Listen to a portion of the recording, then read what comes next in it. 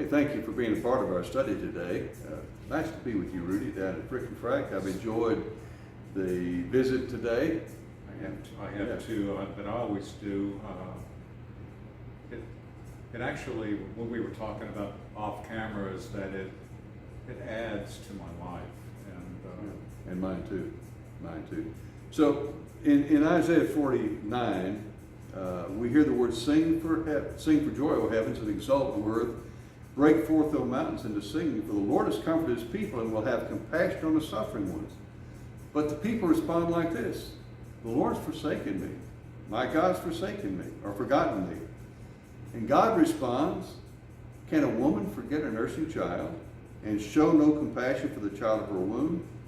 Even these may forget, yet I will not forget you. See, I've inscribed you on the palms of my hands. Your walls are continually before me. Do you want to talk a little about that? well, I made a reference to this a couple of days ago about the high priest's clothing, and that the high priest wore two stones on his shoulder that basically held his wardrobe, outer wardrobe, together. And those stones had 6 of the names of the tribes of Israel written on one and 6 on the other. Mm-hmm. And when I read this passage finally, and I thought I understood what it was talking about, the reason for those stones is an image of God ordaining the high priest, and the actuality that Israel's names are written on the palms of his hands, and light emits from the palm of his hands because he is light. That ultimately carves the names in the high priest's shoulder, because they are ordained like almost everybody else is ordained. The Lord laid hands on Aaron. Okay. And that's the image of it being inscribed on the palms of his hands. Right.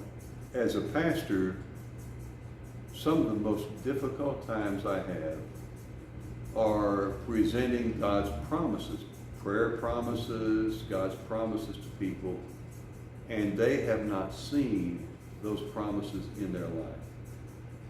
I'm thinking of the most difficult times are when a parent loses a child, and they have prayed for the child, they have asked God for his help, and in God's providence, in his plan, that child didn't live. And so you say, yes, here is God's promise, and they say, well, I know God promised, but I didn't see it. And I love this passage to say, and it is still true, people have to wrestle with it, but God says, I'm not going to forget you. I have you, like Rudy says, I have you imprinted on my hand. I am there for you.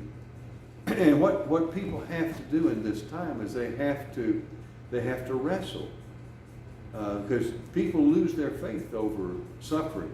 They'll make choices about God over suffering and say, well, God wasn't there for me. I tried God, and I've now given up on God. Now they put it in different ways, but what they have to do is to wrestle with the deep hurt and the deep pain and the deep disappointment, and say, yet, but God still said, I have compassion on you. I'm holding you in my hand. I'm looking after you. Can't say that lightly, but it is a reality that people have to wrestle through. C.S. Lewis, the great British author and apologist for God, was married late in life, and his wife got cancer, and she died. And C.S. Lewis almost lost his faith over that. But he stayed with God. He hung on to God, and God was able to reveal himself to him. So we say very humbly to people who have suffered and hurt, this is not a light trip through the tulips with Jesus kind of thing. It's a reality. Now, let me just take us one more step further. You want to comment on that before I go? Well, I've had some pretty severe sorrow in my life, and it has brought me to question God, for sure, just like everybody else. And but the underlying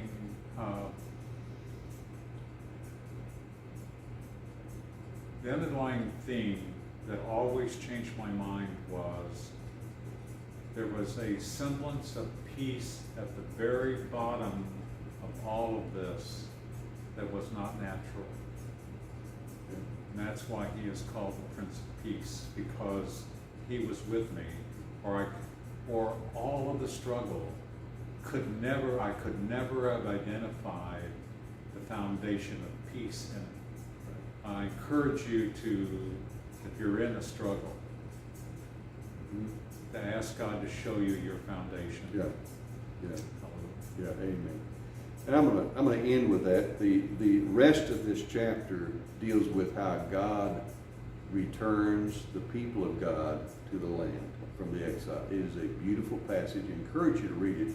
But I think the best thing is to stay right where Rudy was, and that is just stay with God and let him give you that peace that passes all understanding. Amen. Hey, thanks for being a part of this today. Next week, Rudy and I will be back here on a Wednesday with different clothes on, and we will see you. It'll be tomorrow. You'll be seeing that. God bless you. You have a great day.